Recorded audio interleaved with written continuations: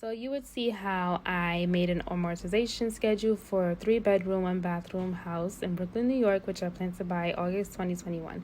Now the cost of the house is $400,000.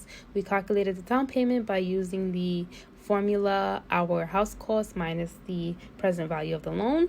We have 3% interest rate, 12 payments per year for 30 years. My budget was $1,800.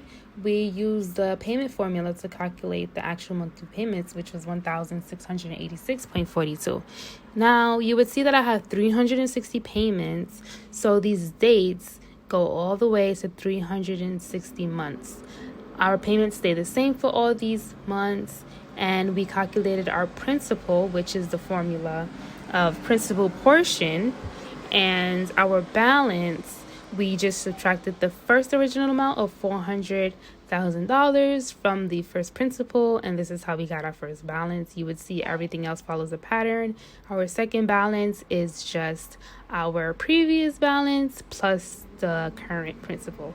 Now we drag all these formulas down, and you would see that by July 51st, I would have made 360 payments, and it's paid off.